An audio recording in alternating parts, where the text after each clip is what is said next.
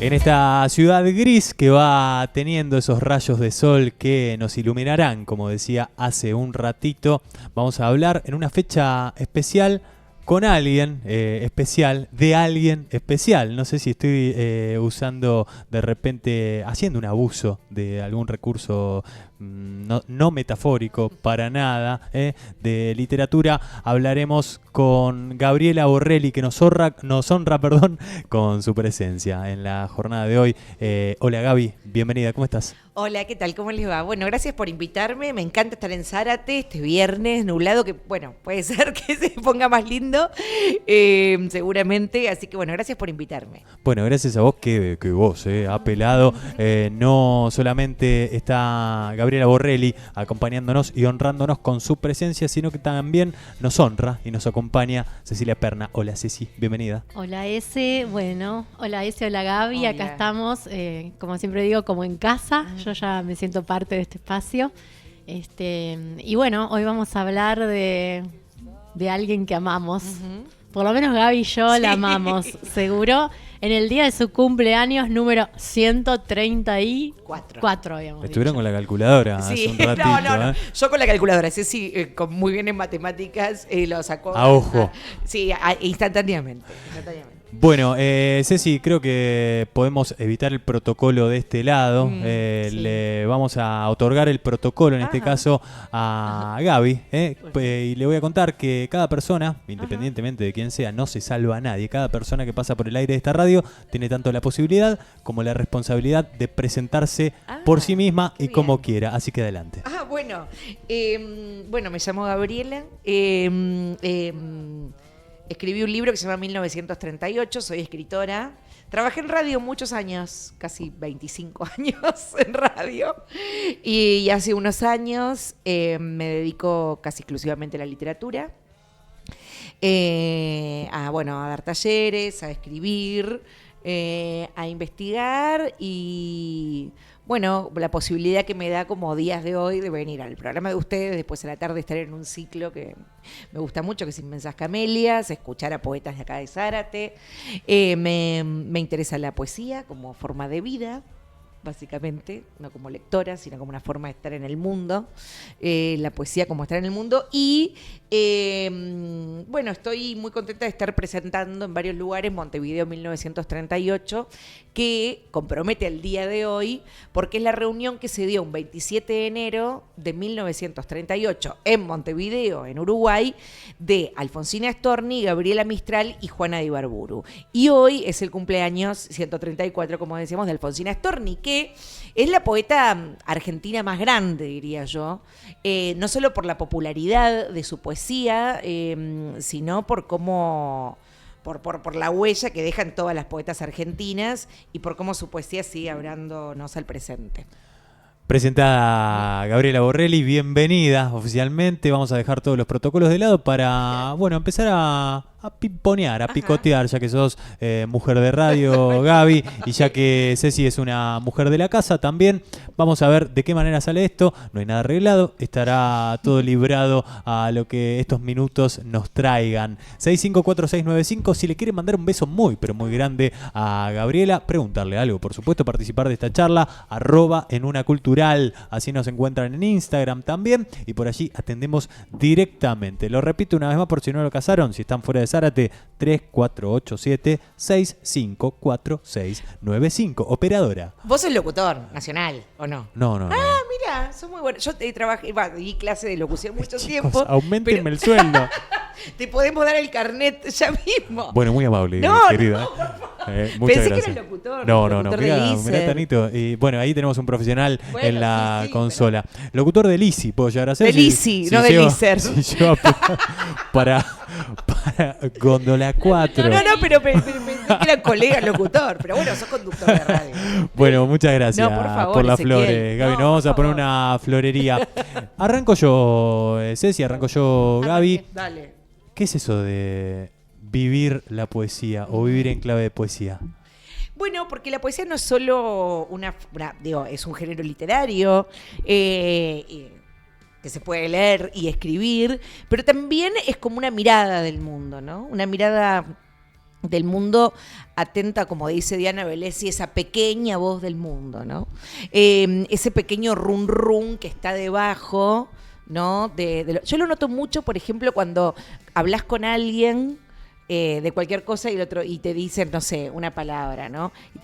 Hablas y en el medio de la conversación esa persona te dice, qué linda esa palabra, ¿no? Un gurís, por ejemplo, ¿no? O un gurí. Y dice, qué linda la palabra gurí. Ese gesto en el aula cotidiana es la poesía en los días. O sea que ¿no? muchos pueden ser poetas o vivir en clave de poesía Obviamente. sin saberlo. Hay un montón de gente que es poeta y vive No en lo clave de sabe. poesía y no lo sabe. Es decir, la poesía es esa escucha atenta a esa fusión, a ese encuentro que se hace entre el sonido, la palabra y una imagen, ¿no? Como esas tres cosas que está en el aire y hay una manera, y bueno, y se puede, y la lengua la vivimos de muchas maneras, la vivimos de manera más comunicativa, pero la metáfora forma parte mucho más de la vida de lo que creemos, ¿no? Por ejemplo, uno mira el cielo y dice, el cielo se está por caer a pedazos. Bueno, ciertamente el cielo no se está por caer a pedazos. Ahí hay una metáfora, ¿no? La lengua está más llena de poesía de lo que creemos que de realismo, ¿no? Entonces me parece que yo intento en mis días eso, estar atenta a esa pequeña voz del mundo. Y eso ya me parece que es vivir una clave poética. Y después, bueno, porque mi actividad favorita, la verdad, que es ir a ciclos de poesía. Nunca estoy mejor que escuchando poesía. Nunca estoy mejor que leyendo en un libro de poesía. Mis amigos son poetas. Eso te iba a decir. Sí. Hay también como vivir en modo de poesía también es formar parte de una comunidad de amistad, ¿no? Absolutamente. Ya hay algo que te amiga con la persona que escribe poesía desde el primer momento. Absolutamente, es decir, bueno, mis amistades o las reuniones, incluso, bueno, lo que compartimos, por ejemplo, como fanatismos. Somos fanáticas de tal poeta. Y sí, es una comunidad extensa, ¿no? Sí, porque sí, digo, sí. Alfonsina Storni pertenece a nuestra comunidad de amigos, ¿no es Bueno, cierto? Alfonsina Storni vivía mucho en poesía. Formaba parte de un grupo de poetas, el grupo Anaconda, que compartía con Baldomero Fernández Moreno, con José Ingenieros, con un grupo de gente en el que ella se sentía parte Gaby, de esa qué comunidad. linda esa palabra, anaconda. Anaconda. Me suena a grupo de música tropical. ¿Qué significa la anaconda? No puedo dejar de interrumpirte después del pie que me diste hace un rato. No, obvio. Anaconda, en realidad creo que es la víbora latinoamericana, pero bueno, había un grupo que formaba parte, creo que un pintor, que ahora se me acaba de hacer una laguna el nombre, pero era un pintor, Quinquela Martín, bueno, Baldomero Fernández Moreno, Alfonsina Storni, que se reunían en la casa de este pintor.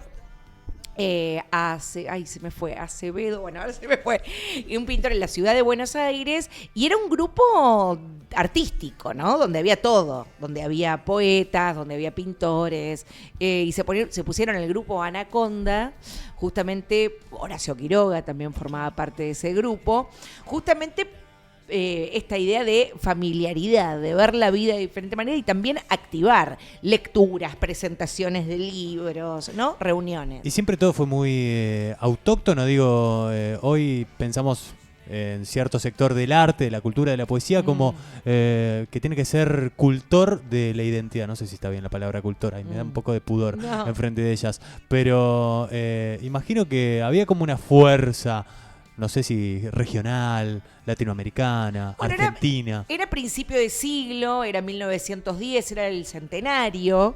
Es la época en la Argentina donde se empieza a discutir, por ejemplo, si hay un arte argentino, ¿no?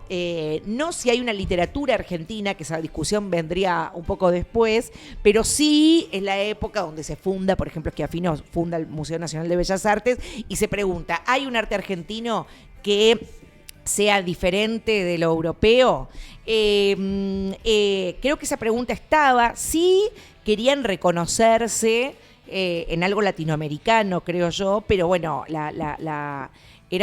sí había esa intención de preguntarse siempre por lo argentino. Alfonsina es una gran argentina, Alfonsina es una gran argentina, aunque nació en Sala Capriasca, en Suiza, vino a los 4 años a la Argentina, se crió en San Juan, tenía ese tono en la voz cuyano, Alfonsina, y fue una mujer muy preocupada, no solo por la Argentina en general, sino por las trabajadoras argentinas, ¿no?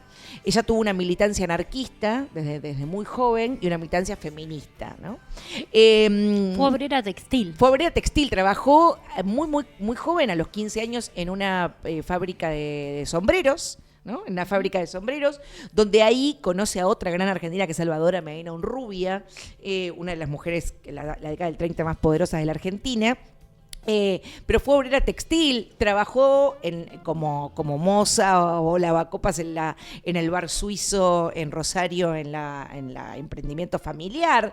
Después, ya en Buenos Aires, trabajó en varios, como empleada comercial, y también llegó a trabajar, que es ese trabajo tan famoso, se le llamaba corresponsal psicológica. Pero lo que hacía era como un análisis de mercado de cómo vender a las mujeres, ¿no? Corresponsal psicológica. Y ella juntaba... La primera community manager. Algo así. Totalmente. Es espectacular. Es espectacular. Aparte está esa anécdota, ¿no? De que ella va a buscar el trabajo y es una fila de varones. Y tiene que ver cómo convencer para que la contraten siendo mujer. Y los convence porque escribe bien, básicamente. Escribe bien y puede ver muy bien la ciudad, ¿no? Es el momento, 1910, entre 1910 y 1920, el momento donde Buenos Aires empieza a ser Buenos Aires, ¿no? Bueno, por ejemplo, en 1912 es la primera línea de subte, ¿no? Un momento donde la ciudad empieza a... Y Alfonsina se lo puede ver, se lo puede rastrear en sus poemas, específicamente en un libro como Languidez, ¿no? Que es de 1918, creo que es Languidez o por ahí, no me acuerdo, o Irremediablemente, que es una mujer en la ciudad. Entonces ella puede ver mucho lo que pasa en la ciudad y eso le servía comercialmente para que ella escribiera los anuncios de cómo vender eso. De ese trabajo, Freyjas Hermanos, creo que era que era como un comercio enorme que reunía varias tiendas, Freyjas Hermanos, cuando saca su primer libro de 1916, La inquietud del Rosal, le dicen, bueno, no podemos tener una empleada que sea poeta, porque no está bien para la empresa y va a ser algo muy notorio. Vos además, es un libro muy personal. ¿Pero cuál era la concepción de un poeta en esa época? Que contaba cosas de una poeta. ¡Ah, es peor! Un poeta creo que no hubiera habido ningún problema, pero el problema era que era una poeta y encima que estaba ocupando un lugar de trabajo que era masculino. Nos están robando los puestos de trabajo, carajo. Claro. Escuchame una cosa. Algo así. Y ahí se empieza a ver cómo ella, bueno, contás cosas personales además. Contás cosas personales como que tenés un hijo, que sos madre soltera en tus poemas. Entonces no queremos que la gente que sepan esto. No, pero pará, ¿la sociedad era patriarcal en ese momento? Claro, sí, lo sigue siendo. Tengo noticias para vos. Tengo noticias. Han pasado 134 años según los cálculos de Cecilia Perna. Ezequiel, tengo algunas noticias para vos que lo sigue siendo. Un poco menos, pero lo sigue siendo. Pero en ese momento le pidieron que renunciara a su trabajo. La boca. ¿Qué? Que se calle la boca. Y bueno, ella renuncia a su trabajo o la echan. Ahí Olimpia, su hermana, que es una media hermana que tiene Alfonsina, que es una de sus primeras biógrafas. Ahí Olimpia dice, bueno, la echaron, se fue. La hacen renunciar. La fueron, como quien dice. Tal cual. La hacen firmar una renuncia. Exacto. Gaby, Ceci, yo nos conozco ya, la veo por primera vez a Gaby, pero nos reconozco que nosotros podemos hablar y hablar. Sí. Y es finito el tiempo del programa. Quisiera hacer un paso acelerado, no así arrebatado, o saltar directamente, no quiero pecar yo de arrebatado, a aquel 1938. Ajá. Pensaba en eso regional y pensaba en que dijiste Montevideo y de una orilla a la otra de Buenos Aires. No sé cuánto había. Y no solo de una orilla a la otra de Buenos Aires, ahora Gaby nos dirá bien, sino también de un lado al otro de la cordillera, ¿no? Exacto. Montevideo 1938 tiene mucho más que el Río de la Plata, digamos, la comunidad del Río de la Plata. Esa que es región platina. Nuestra comunidad. La Con nuestra. ese tenemos una columna sobre historias del Río de la Plata. Hermoso, se llama que así, se Historia llama del Río. así, y cada Ay, qué tanto yo vengo lindo, qué a charlar lindo. alguna cosa del Río de la Plata Ah. en un sentido muy extenso, porque Me es gusta acá como- que la gente saluda en el Estamos en un pueblo, estamos en un pueblo. No, pero digo, que se vea la radio y que la gente salude, me encanta. Es precioso, es precioso. Digo, ¿cómo llega Alfonsina a Montevideo? ¿Ya había una relación previa? ¿Ya había algo establecido? ¿Estaba viviendo ahí? ¿Qué onda? No, ella pasaba, tiene una gran relación con Montevideo, Alfonsina, pero Alfonsina vivió en Buenos Aires, pero pasa sus veranos en Colonia y va a Montevideo a veces a dar una conferencia sobre Delmira Agustini, por ejemplo. Me gusta que lo decís en presente. Claro, va, claro. Pasa sus veranos en, Colonia. En la Pasa, eternidad, en la eternidad sigue- pasa. en el eterno repetir de lo Total, mismo, total. Alfonsina sigue yendo todos los veranos a Exacto, Colonia. a Colonia. Y la encuentra, justamente el libro Montevideo 1968, cuenta cómo se da ese encuentro, cómo ella estaba en Colonia, estaba en Montevideo el encuentro, y como decía Ceci, une a Chile porque Gabriela Mistral, la gran poeta chilena, que no vivía en Chile en ese momento, Gabriela Mistral en el 38, capaz que, pero bueno, estaba viviendo o en Europa, o en España, o en México, no sé si en México, y bueno, pero une a las tres poetas, a la más grande poeta de Chile, a la más grande de Argentina y a la más grande de Uruguay. Qué Juana loco, Ibarburu. me da para hacer un paréntesis y Sí. me da pensar que el mundo ya era mundo en ese Sí. entonces, una época de Segunda Guerra Sí. Mundial, si no me equivoco,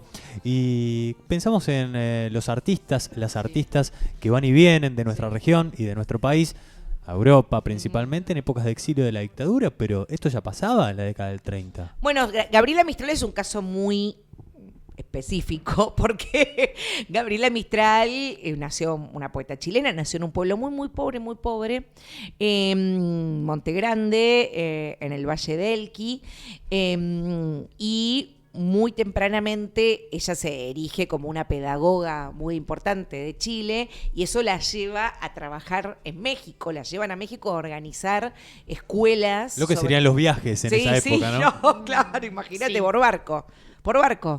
Tenía que partir al puerto de Buenos Aires y de Buenos Aires partir en barco. Bueno, de hecho, Alfonsina tiene un montón de escritos que no son necesarios. Bueno, poemas también, tiene poemas de barcos, un montón. ¿Cuánto tiempo para pensar y Pero para además escribir cómo tiene una configura esto especie de también? diario hermoso de sus viajes en barco a Río de Janeiro, a Europa, y parece como si el barco fuera más protagonista que las Total. ciudades, ¿no? Impresionante. Eso Sí. es muy lindo. Y después tiene otra cosa que a mí me encanta, que son los Kodak, que es de su último viaje, que también creo Sí. que fue en el 38 que se publicó. El su Kodak 37, Pampeano. El Kodak Pampeano en Una Nación, que es ella mirando por la ventanilla y escribiendo, sí. sacando fotos Con sus ojos. con los ojos. Sí. Vuelvo. Por toda la pampa. Igual no tiene nada que ver esto, me fui, No, pero que es hermoso, es verdad. pienso eso, como toda la locomoción, toda la idea del viaje, que para estas poetas era fundamental y que además, bueno, yo me siento medio nómade siempre que voy para acá, para allá, y me siento muy identificada con eso, de no tener un anclaje, pero al mismo tiempo anclar en muchas partes. Y Sí, eso sí, me sí. parece hermoso, como Sí. creo que también es como un modo de vivir la poesía, porque hay algo de la curiosidad, Totalmente. del ojo que busca, del corazón que busca. Total, coincido. Vuelvo a apretar el botoncito del GPS, estamos en el 2026 hablando con Gabriela Borrelli acá y con Cecilia Perna. Tenemos una invitación, me parece que es un buen momento para meter un ganchazo acá porque esto no termina a la 1 de la tarde acá cuando termina el qué bien. programa, sino que Perdón. también tiene una continuidad hoy mismo. Ceci, ¿querés Hoy tirar mismo. una reinvitación? Bueno, con mi gran amiga y compañera de aventuras, la poeta Vera Buendía, que solo la estamos mencionando, tiene como nada, bueno. Está ahí con el tanito. Bueno, tenemos un Ciclo. ciclo de poesía que se Sí. llama Inmensas Camelias. Un ciclo, Hace- muchos eventos perdidos en el tiempo. No, perdidos en el tiempo no. Empezamos en el 2023 Ajá. en la librería La Libre, Sí, que es señora. como nuestra casa, que es una librería maravillosa, cooperativa, que está en el barrio de San Telmo. Y que tiene mucho que ver con este vínculo con Gaby. Contamos, Gaby, por qué Y tiene no, porque que ver la la li- Libre. porque yo, bueno, a las chicas las conozco del mundo de la poesía. A Ceci, a Vera, conocía el ciclo de ellas, pero además Montevideo 1938 está publicado por La Libre, que es el espacio donde Inmensas Camelias sucede. Entonces, bueno, sucedió hasta ahora, o este año. Está sucediendo. Igual Inmensas Camelias tiene como eso de estamos nómades. Exacto. Hablando de nomadismo y de andar por aquí y por allá. Pero bueno, nuestra casa de arraigo es La Libre desde el 2023 y como estamos nómades este año, va a haber un Inmensas Camelias hoy a las 6:30 de la tarde en nuestra amada Biblioteca José Ingenieros. ¿Con qué presencias va a contar este Inmensas Camelias especial? Bueno, obviamente con Gaby, que va a presentar, vamos a charlar sobre el libro Montevideo 1938. Y después habrá una lectura de poesía que va a estar Gaby. Vamos a escuchar a la Gaby poeta. Ay, no traje la de... En el celu siempre hay algo, Gabriela. Siempre hay algo, siempre hay. Y va a estar Nadia Sandrone y Julieta Tomei acompañando en esa lectura. Bueno, parte de la biblioteca también, paredes que se desprenden y se hacen carne también ahí representando a la ciudad de Zárate y a la poesía zarateña. También me da para nombrar a Ñacurutú, seguramente algo de eso aparezca. Hoy 6:30 de la tarde, hay que pagar entrada. ¿Cómo es el asunto, Ceci querida? Nada, hay que ir tempranito para agarrar silla. Ok, bueno, o sea, sí. 6:30 convocamos Arranca. y bueno, cuando se junten más o menos unos 15 minutos, tendremos 20 minutos de... Está picada la convocatoria, lo podemos resumir en ese, Sí, en ese y sentido, bueno, me nada, vengan simplemente. Bueno, vengan amigos y amigas a la biblioteca. ¿Cómo es la dirección de la biblioteca? Independencia... 669, si no me equivoco. 669, ¿no? sí, muy bueno, bien, qué acá, memoria. a pasitos de la radio. Gaby, nos conducimos hacia ese 1938. Creo que presentamos a Gabriela Mistral, Sí, así como sí, fugazmente. sí. Hemos presentado a Alfonsina Storni. Me falta un nombre. Yo no sé si es del otro lado de la orilla. Es un apellido que me suena a Uruguay, pero... Sí. ¿Sí? ¿Estoy en lo correcto? Sí, Juana de Ibarburu, que es una poeta que tiene, bueno, que en ese momento, en 1938, era muy famosa. En 1920, a Juana de Ibarburu la declara en la legislatura el Congreso uruguayo, la declara Juana de América, ¿no? Una poeta muy popular. Eran poetas, además hay que pensar algo, hay que pensar quiénes eran las lectoras de estas poetas. Cuando una dice, bueno, son las poetas más grandes de ese país, tiene que pensar que eran poetas mujeres, pero también una gran cantidad de lectoras, de mujeres que alcanzan la lectoescritura, que no fue una bonanza social, ¿no? Que las mujeres en esa época accedieran a leer y a escribir.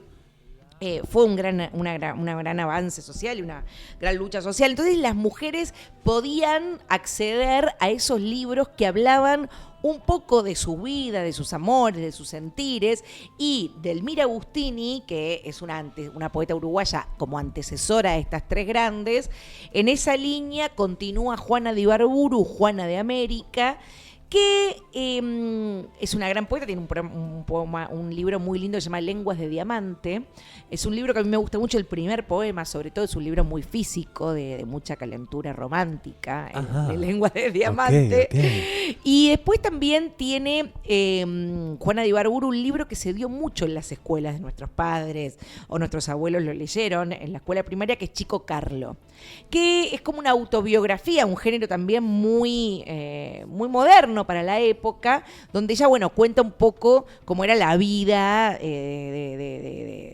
de las niñeces en Uruguay. Entonces esa es la tercera pata de las tres que se reúnen en Montevideo y por eso es tan importante ese encuentro, ¿no? Quiero, antes de ir a ese encuentro pura y exclusivamente, que ya lo vamos a presentar en sí, no puedo dejar de pensar en esa época. ¿Qué era de parte de una escritura femenina el hecho de que se pueda hablar o no, no sé, de calenturas, como decís vos? Digo, hay una incorrección todo el tiempo, hay persecución, ¿cuál es el marco? Está bueno, ¿puedo? Sí, claro, todo tuyo. No, pensaba esto, que vos dijiste escritura femenina, y está bien, porque había una escritura femenina muy atrapada por un género que era el de la poesía romántica. Incluso Alfonsina Storni fue periodista, ¿no? Periodista gráfica. Después de ese trabajo que la hicieron renunciar, empezó, ya de antes tenía colaboraciones, pero empezó a colaborar más asiduamente en periódicos y siempre estaba reducida a la columna de feminidades, bocetos femeninos, o sea, había toda una convención de lo que sí podían escribir las mujeres. ¿Y ese estándar es el mismo que nos imaginamos? ¿Con esas concepciones o era otro? Adaptadas a 1920, pero digamos no muy diferente a lo que es ahora, vamos a decir lo que es. Total. Y entonces hay algo también de diferenciar esto de lo que fue la escritura femenina y la escritura feminista de Alfonsina Storni, diferenciada en algunos aspectos, pero también ella hizo algo muy genial, creo yo, que es llevar lo feminista a lo femenino. Total. Entonces... Estuvo pilla. Alfonsina Storni era básicamente una señora pilla. Entonces hay algo también de esta posibilidad de que a todas estas mujeres lectoras, trabajadoras, que andaban en la calle, que compraban revistas, que compraban estos libros que se vendían barato, además, estos libros de poesía, y que leían en el tranvía, y que leían donde podían, ella les filtraba. Community manager total. Bajada de línea, pero, a pleno. Las mujeres iban a consumir algo prefabricado. De cómo ponerse pestañas, uñas, y se encontraban más o menos como la misma historia de siempre para las mujeres, ¿no? Y de repente se encontraban con una mirada soslayada, donde se filtraban ideas. ¿Qué tipo de ideas? ¿Qué ideas? La votación, por ejemplo, el voto femenino. Okay. Alfonsina cubrió desde La Nación. Bueno, previo a la ley de Roque Sáenz Peña, eso. Claro, también, claro. A la ley del voto femenino, perdón. Claro, que fue con Evita. Pero igual es interesante porque la cuestión del voto ya estaba ahí, en esa época, completamente con la ley, puesta en debate. Total. Hay el voto, las mujeres votan en la Argentina después de 1952, que es la ley de los derechos políticos de las mujeres, ¿no? ¿Por qué? Porque no solamente las mujeres, la importancia de la ley de los derechos políticos de 1952, no solamente que las mujeres votan, sino que las mujeres pueden acceder a cargos legislativos. Es decir, en 1950 no solo las mujeres votaron, sino que ingresaron un montón de diputadas y senadoras, ¿no? Por eso la ley, se dice popularmente la ley del voto, pero son la ley de los derechos políticos de las mujeres. Después de la ley Sáenz Peña del voto universal, en la Argentina el movimiento feminista es muy antiguo y muy potente, ¿no? Yo siempre doy una clave, que la primera egresada de la Facultad de Filosofía y Letras de la Argentina, de la Facultad de Filosofía y Letras de Buenos Aires, que es la primera egresada de Filosofía y Letras, se recibió con una tesis que se llamaba El feminismo en la Argentina y el mundo. Para que tomemos como noción de cuán grande es el pensamiento feminista y el movimiento feminista. Y eso fue, creo que 1901. ¿Y qué punta de lanza? 1901. ¿Qué punta de lanza de la Argentina, Gaby? Claro, sí, por supuesto, eso también, pero Alfonsina nace en un contexto de mucha politización, y de mucho activismo feminista. Se realizaban, por ejemplo, que Alfonsina lo cuenta en una crónica en La Nación, que leían sus seguidoras, un simulacro de voto. Iban a votar, como es una boca de urna, así hacían las mujeres. iban a votar los varones y ponían otra urna al lado y aunque eso no tuviera una validez, hacían un simulacro de voto, 1920, ¿no? Y todas esas acciones feministas... ¿Con qué propósito? Ver cómo votaban las mujeres, ver cómo votaban las mujeres. Se llama el artículo, si lo quieren buscar, Simulacro de Voto, Alfonsina Storni, 1920. Les va a salir, si lo buscan en Google. El propósito era ver cómo votaban las mujeres y también hacer una acción política de decir... una performance, Una perfo, ¿no? claro, nosotros también podemos votar. Si votan ustedes, ¿por qué no votamos Era nosotros? una performance de visibilidad. Claro, es muy loco porque yo lo digo eso al principio del libro. En 1938 las mujeres votan por primera vez en Uruguay. Es ese año, el Uruguay, donde se aprueba el voto para las mujeres, ¿no? Entonces, Uruguay va a ser chileno, me acuerdo, pero bueno, Argentina es 1952. Pero que sea 1952 no quiere decir que las décadas anteriores muchas mujeres lo estuvieran exigiendo, y Alfonsina entre ellas. Gaby, presentado el contexto, presentados los nombres principales, vamos a volver al protocolo del programa al que hicimos al principio, pero esta vez para que presentes el libro. En términos generales, ¿qué podemos decir de Montevideo 1938? Bueno, el encuentro era muy famoso, ¿no? El encuentro yo lo tenía, a mí siempre me apasionó ese encuentro, pero el libro en realidad lo que narra principalmente es otro texto que yo encontré de una profesora, la profesora Elsa Tabernig, de una profesora que está veraneando ese 1900, en presente lo voy a decir, está veraneando el verano de 1938. Decís veraneando y asoma el sol. Sí, es verdad, es verdad. Momento mágico. Eso es momento poético. Hermoso. Acaba de suceder, es que haces una relación entre lo dicho y la realidad. Ahí está el momento, ya te está pasando. No, ya me pasaba hace rato. Pero ya sé que digo que es lo que al aire está pasando. Y encuentro un texto donde ella narra lo importante que fue esta no recogida por los libros ni por las crónicas de Elsa Tabernig, su nombre, lo que ella hizo para que este encuentro sucediera. Entonces el libro en realidad devela eso que sucedió. No fue una idea de, como se dice, si vos buscas el encuentro en Wikipedia, te va a salir que fue una idea del ministro Aedo, que era el ministro de Educación de ese momento de Uruguay. No fue ese momento, sino fue la profesora Elsa Tabernig. Yo no quiero que spoilees, Gabriela, que compren el libro. Yo sí quiero que spoilee hasta spoiler donde no. se El pueda. libro de decir Gabriela, esto nada yo quiero más. decir algo del libro de Gabriela, porque el libro de Gabriela está escrito de una forma atrapante, maravillosa. Se lee de una sentada, es como un ensayo precioso. Y tiene algo de... Vos dijiste la palabra cuchicheo. Sí, que es me verdad, encanta, es me verdad. encanta. Hablando palabras. del cherry picking de palabras, Sí. me encanta la palabra cuchicheo. Tiene algo entre el chisme y la investigación detectivesca. Gracias, me encanta eso. Y eso me parece hermoso. Es como, bueno, lo voy a Me decir encanta. cada vez que pueda porque... Gabriela Conan Gracias. Borrelli. De repente uno entra en una especie de flow cuando lee y dice, pero ¿y esto? Y decís, acá pasó una cosa tremenda. Pero no queremos decir qué cosa tremenda pasó. No, Lean el libro. Porque también vos preguntabas antes si ellas se conocían o no. Un poco el libro también quiere contar cómo llegan a ese encuentro ellas tres, cómo se conocían. Entonces están divididos los capítulos, esto no spoileamos nada, cómo se conocen Mistral y Storni, cómo se conocen Storni y Ibarburu, y cómo se conocen Mistral y Ibarburu. Recoge como esa historia de las tres, de las relaciones entre las tres, hasta 1938. E imagino que esto que dice Ceci de repente puede llegar a tener hasta un tinte novelesco, Sí, ¿no? Porque re. pensamos en algo que pasó hace casi 100 años. Bueno, puede ser que... Y parece un cuento. más A adelante, mí me gusta algo del libro también, que es esto que vos decís, que es novelesco.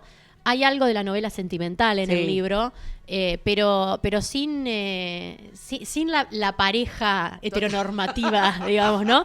Es como una historia de amor entre amigas, Total, si se quiere. es eso. Y donde hay todas las tensiones que se pueden Sí. pensar dentro de la construcción de la novela romántica. Pero Me no hay encanta eso que romance. decís, me encanta eso que decís. No me he dado cuenta, pero sí lo viví yo. No voy a spoilear, pero la escena de las perlas es espectacular. Basta, Cecilia, dijiste que no ibas a spoilear, qué cosa Total, bárbara. Perlas, Total. es de novela. Culebrón. Total. Che, bueno, ya que estamos acá vendiendo libros, Sí. ¿podemos comprar el libro hoy? Sí, Gaby? hoy se va a ¿Lo poder tenés? comprar el libro. Y si no, para la gente que no pueda asistir hoy, ¿de qué manera se puede conseguir? Bueno, se puede conseguir, no sé si estarán en las librerías de acá de Zárate, pero no lo No, sé. pero lo podemos Teléfono. hacer. Pero teléfono no, pero Podemos hacer el puente igual. podemos hacer el puente. Es la ciudad de los puentes. Y también, es verdad. Y también ingresan y en la libre tiene envíos. Mi mamá que está en Monte Grande, que no está en Capital, está en Esteban Echeverría cerca de ¿Ya lo Ezeiza. recibió? Ya lo recibió mi mamá, lo compró y lo recibió. Precioso. Así que se puede comprar Precioso. La online. libre distribuidora, así la encuentran Sí. en las redes sociales, Sí, ¿verdad? sí.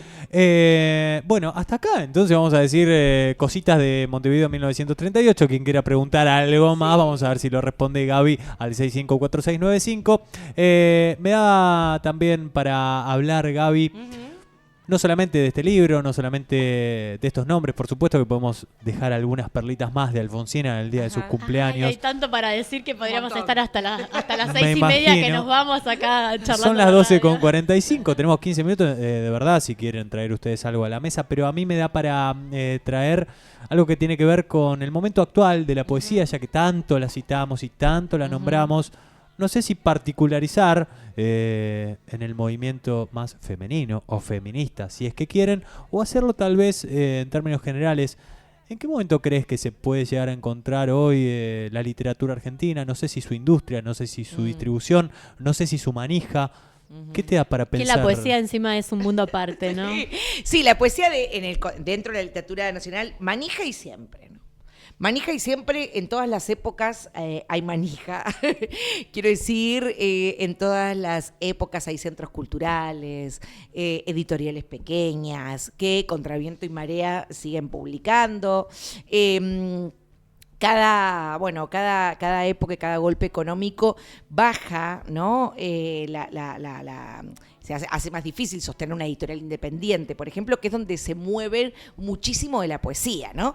Dentro del concierto de lo que es el mundo del libro y de la literatura, otros géneros como la crónica, el ensayo o la novela tienen algunas multinacionales que sostienen esas ediciones. La poesía va por otro camino, ¿no? Porque las multinacionales, aunque tienen algunos poetas, por ejemplo, acaba de salir ahora la obra de Juan Gelman completa por una editorial muy grande, u otras obras, la poesía, los poetas siempre tienen su vehículo en las editoriales independientes, ¿no?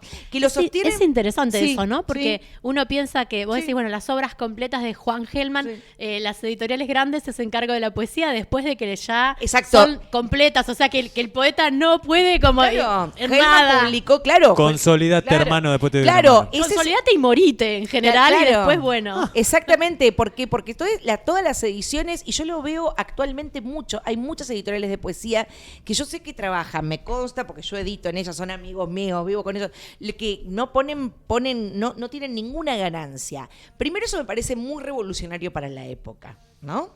Es decir, aportar a un proyecto que sabés que no te va a dar una ganancia económica. ¿Y Alfonsina por qué lo haces? publicando cositas Sí, no, en 1920. Sí, Alfonsina vivía como Borges y como ¿Vivía de tantos eso? otros vivían, hay que Ta. decir también en el aniversario de este año de Borges, también Borges y Alfonsina vivieron los dos de periodistas, de trabajar en el diario Crítica o La Nación, trabajaban de periodistas. Pero, y ese era así, comían, ¿no? Era su modo de subsistencia. Pero quiero decir, las editoriales independientes hacen un gran trabajo en este país porque sostienen la bibliodiversidad con muy poca ganancia económica. Toda la ganancia que tienen las editoriales o que dan al país y que aportan es ganancia simbólica. Es ganancia de crear a los poetas que van a leer las generaciones futuras. Yo por eso digo, vos dijiste la palabra manija y me encanta. Eso es una gran manija que tiene la poesía argentina, que son, también yo creo que los ciclos como el de las chicas, que a mí me encanta participar, apoyar, porque son ciclos donde la gente va a leer, los poetas se prueban el material, también se escribe, no se escribe solo en la casa, se escribe también en esa interacción, en ponerlo. Creo que el ambiente está muy duro para la publicación, pero la poesía y la literatura sabe de momentos duros, porque siempre hay una relación con la política, con el pensamiento político, ¿no? Con el pensamiento político de una época donde la poesía insiste y es una manera de pensar la Argentina, la poesía también. Y una manera de esto que decís, ¿no? De contradecir la lógica capitalista, la lógica corriente. Es muy loco que siempre se dice como si eso fuese una verdad absoluta. La poesía se lee poco, por eso no es comercializable, pero después las grandes editoriales venden un montón de obras completas de poesía, ¿no?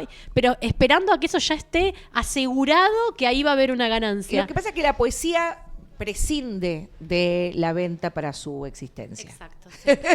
Es decir, no necesita para perpetuarse la literatura en general, ¿no? La literatura en general prescinde del éxito comercial para su esencia. Entonces, por eso sigue siendo un lugar de absoluta libertad y de absoluta exploración del ser humano, porque prescinde de eso y siempre hay un lugar más justo para todos, ¿no? En el sentido de que vos no dependés de cuántos libros vendes para ser poeta ni para ser escritor. Vos te agarrás de la palabra manija, yo me sigo deslumbrando, como este síntoma que describió Gaby con la palabra bibliodiversidad. Me encantó. Gaby, no puedo dejar de situarme en el contexto actual y preguntar cómo la era digital de repente viene a competir, viene a... no sé cuál es la palabra, viene a convivir con esto de las editoriales, con esto de las publicaciones, con esto de los recursos, también entre otras cosas, ¿no? Beneficio, maleficio, pues ¿cómo lo ves? Ahora un debate muy grande, lo vieron que Olga Trachachuk, que es una premio Nobel de literatura, se armó todo un revuelo diciendo que ella escribió su último libro consultándole a la IA. ¿No? No, estoy fuera del debate, me voy a enterar ahora. Sí. Olga es creo que es ucraniana, tiene unos libros sobre la guerra, ucraniano-polaca. Una premio Nobel, ¿no? Entonces se armó todo un debate, incluso, viste, la gente, los haters, devuelvan el premio Nobel. No, bajo ningún concepto. Bueno, mira, la poesía... Yo voy a ir a los tempranos 2000. Para decir esto, para tener un ánimo esperanzador y optimista. Era de teclado blanco, era de tecladura. Pero yo aprendí o leí mucha poesía en Blogspot, pero muchísima. Muchísima. A mí me encantaba la poesía y no tenía muchos libros de poesía en mi casa.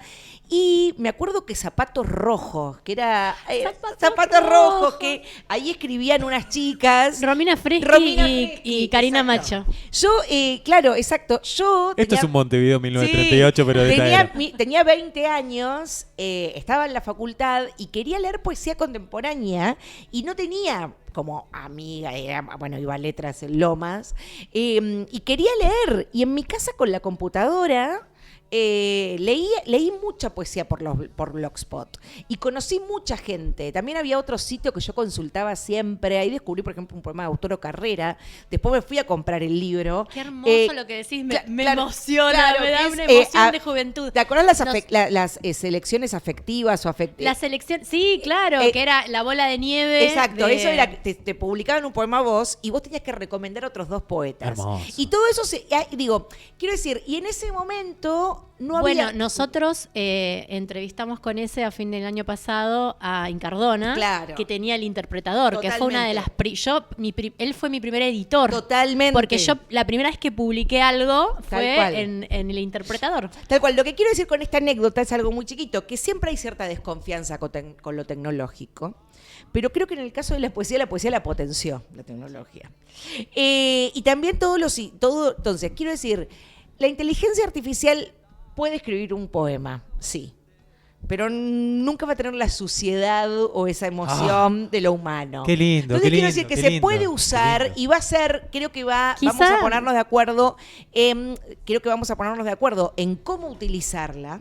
Sí, te digo la poesía, no sé el conocimiento, que es otra cosa, ¿eh? No sé estudiar, es otra cosa, yo no soy de la academia, no lo sé. Para la poesía o para la literatura va a ser un instrumento pero el libro, como dijo Humberto Eco, es algo tan perfecto como la cuchara o el tenedor que no va a ser reemplazado. Hermoso no eso. va a ser reemplazado. Estoy totalmente De acuerdo. totalmente de acuerdo. Sí, y ahí está la diferencia entre poesía y poema, porque acá salió Total. el sol y es poesía, Total. y la IA no puede saberlo. Total. Quedé alumbrado y deslumbrado. Me prendo a lo que decía Gaby con tal vez una comparación de algo más masivo que es la música. Sí. Creo que la música tuvo también esas ventajas, ¿no? Con esas primeras épocas de Totalmente. internet y también eso que decís de la sociedad del barro. Una garganta rasposa o una interpretación. Bueno, ahora Lo hay que mucha pasa que música todo lo- que corre con la IA, ¿no? Obvio, todo, como siempre en la vida, todo lo que nos hace bien también nos hace mal. ¿Por qué? ¿Por qué Sí. te hace mal? ¿Por qué decís ¿Por qué eso? no? Porque digo, siempre es un instrumento del mal. También las redes o estos espacios, tecnológicos como la IA, siempre tienen su contado maligno. Pero también, como tiene su contado maligno de hacerle mal a la humanidad, de despertar algunos sentimientos oscuros, también tiene la posibilidad de tener los sentimientos más luminosos del ser humano. A mí hay un libro que me gusta mucho, una española, que se llama Las redes son nuestras, se los recomiendo. Las redes son nuestras, o que quiere decir que hay una forma de que las redes no sean solamente una reproducción de los discursos de odio, sino de creación de comunidades digitales más justas y humanas. Inevitable analogía con eso de las calles son nuestras, también, ¿no? también, La claro. calle virtual, de repente. Tal cual. El buen uso de la Exacto. herramienta, yo creo que el peligro es el detrimento de la capacidad creativa. Eso es lo que a mí me preocupa. Amigas, son las 12:56 minutos. Estamos qué rápido al todo. borde del cierre del programa. Por supuesto que vamos a sintetizar en un gracias a toda la gente que estuvo mandando mensajitos. mandaron y pobre, algunos leamos. Bueno, la Manu Doyel, ¿Qué que estuvo dice acá, la Manu? A ver. Amo a Manu. gran mujer patriota, subió una historia. Vamos a... escuchando a la gran Cecilia Perna en Una Cultural hablando sobre literatura argentina y tantas cosas más. Gracias por esta maravilla. Sigan a Inmensas Camelias y a Gabriela Borrelli. Bueno, sí, síganme, Te nombró, eso sí. te nombró. Síganla. Ya aprovechando las redes y la Aprovechando las tecnología, redes, síganos. Síganos a que las no, dos. que no las vamos a defraudar. En las redes de Ceci Perry, mucha poesía. Eso Las sí que no va a redes, defraudar. las redes son nuestras. Yo voy a decirles que hoy a las 6:30 de la tarde hay Inmensas Camelias en la Biblioteca Popular de la ciudad de Zárate, por supuesto, la José Ingenieros. Que vayan, simplemente eso, digo yo. Y yo quiero eso. decir algo más, Sí, muy chiquito. por supuesto. Por favor, hablando de cosas que hacen muy bien y también un poco mal, agradecer a las chicas de la Coco que nos mandaron unas facturas llenas de harina y azúcar. Ay, qué bien ahí está. Gracias, chicas de la Coco, que Gracias, son lo por más. favor. Gracias, no nos chicas acordamos de de la ella Coco. todavía, yo particularmente no me había acordado, pues están ahí cerradas, tanta cháchara y tanta lengua suelta por acá nos ha ocupado y no hemos podido manducar absolutamente nada. Yo ya dije lo de Inmensas Camelias. Ceci ya dijo lo de las facturas, agradecimiento, agradecimos a toda la gente. Gaby, el cierre es tuyo, lo que vos Bueno, quieras. no, gracias. Me encanta estar en Zárate en el día de hoy. Vamos a ir a la biblioteca José Ingenieros, que fue el médico e íntimo amigo de Alfonsina Storni. José Ingenieros, así que todo cierra. ¿Verdad? Me encanta estar festejando el cumpleaños. Sí, Ingeniero fue su médico, ya le consultaba, era medio como a nosotras hipocondríaca, Alfonsina, entonces le consultaba cosas a José Ingenieros, ¿no? Así que, bueno, muchas gracias. Hoy estoy muy entusiasmada de encontrarme acá con poetas también de Zárate. Y gracias a ustedes por este espacio para charlar de Montevideo 1938. Divina tu presencia, Gracias. hasta donde pudimos dejamos algunas perlitas, algunos caramelitos ahí para que ustedes Gracias, vayan Gaby. No, juntando gracias a la mano. ustedes. Gracias a Cecilia Perna particularmente por esta gestión. Sin ella no hubiésemos podido tener las facturas en esta mesa, ni tampoco la presencia realmente Gracias. muy, Gracias. no sé qué decirle, macanuda, la quiero bajar a tierra, la quiero bajar a tierra porque realmente, poniéndome un poco más serio, es un honor tu visita a la ciudad, es un honor tu visita particularmente a esta radio y a este programa, Gaby, que lo hagas con la humildad y con la soltura que lo hiciste y seguramente lo vas a hacer hoy a la tarde, es muy lindo, así que es para agradecer y es para multiplicar todo esto. Ceci, no sé si querés decirle algo vos más a Gaby o lo que quieras para este cierre también. Tenemos toda la tarde. Gracias, Gaby. Ahora vamos a chusmear cosas. Ay, ¿a dónde Gracias. irán a comer estas chicas que quieren sacarle foto a la gente de Zárate? Bueno, vaya a la Biblioteca Popular de la ciudad, que a las 6:30 estarán disponibles las selfies y los libros.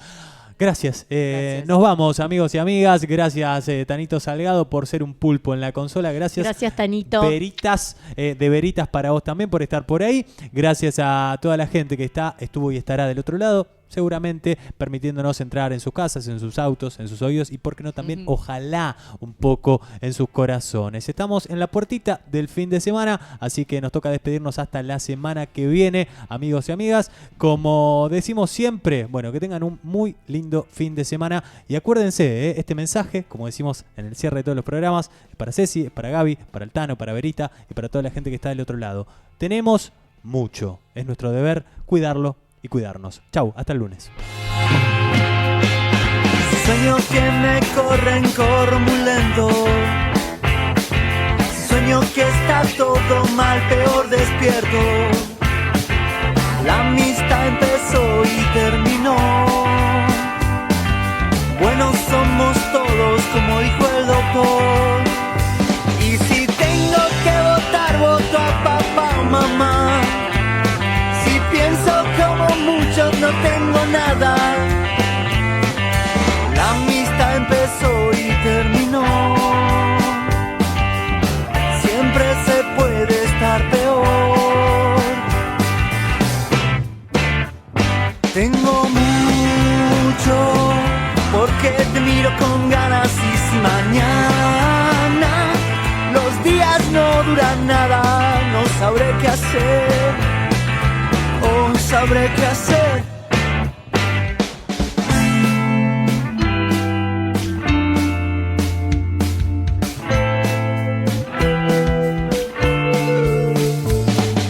Pienso cómo escapar del fuego. Pienso no volver a verte hasta que te veo. La rueda del tiempo se rompió. Somos dos mitades y un terror. Y si tengo que buscarte, te voy a encontrar. Si pienso como muchos, no tengo nada. Amanece atrás de mi casa. Puedo regalarte el alba. Tengo mucho, porque te miro con ganas. Y si mañana